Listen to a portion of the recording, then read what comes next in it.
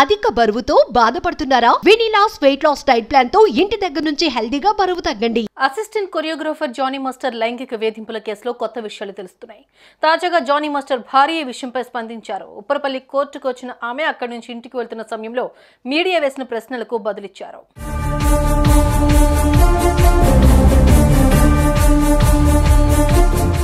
Johnny మాస్టర్ను Upparapalli కోర్టులో ప్రవేశపెట్టగా 14 రోజుల remand విధించారు. ఈ 14 రోజులు జానీ మాస్టర్ను విచారించనున్నారు పోలీసులు.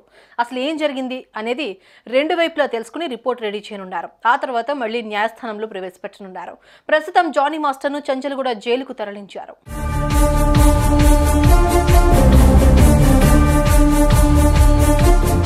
జానీ మాస్టర్ కు రిమాండ్ విధించడంతో ఆయన భార్య సుమలత అలియాస్ ఆయుష్ స్పందించారు.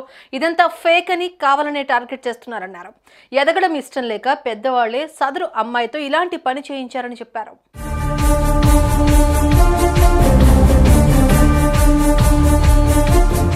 కాగా తన భర్త అమాయకుడని, ప్రతి ఒక్కరికి సాయపడేవారే కానీ జీవితాలు నాశనం చేసేవారు కాదన్నారు సుమలత.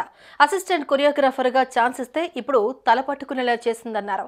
విచారణ పూర్తయిన తర్వాత తన భర్తకు ఎలాంటి పాపం తెలియదనేది ప్రూవ్ అవుతుందని అన్నారు. అటు సినిమా ఇండస్ట్రీలోని పలువురు కూడా జానీ మాస్టర్ కు సపోర్ట్ చేస్తున్నారు.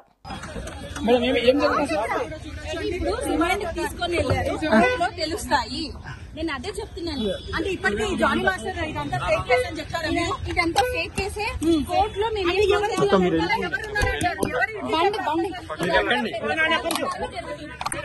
ఇప్పటి వరకు ఒకవైపు వర్షన్ మాత్రమే తెలిసింది. ఇప్పుడు మాస్టర్ వర్షన్ కూడా తెలియనుంది. ఇందులో ఎవరి ప్రమేయం ఎంతుంది, వీరిద్దరి పరిచయం ఎలా ఇక్కడి వరకు దారితీసింది, ఈ విషయాలన్నీ ఇరువైపులా వారిని అడిగితేనే తెలుస్తాయి. చూడాలి మరి పోలీసులకు జానీ మాస్టర్ ఎలాంటి వివరణ ఇస్తారో.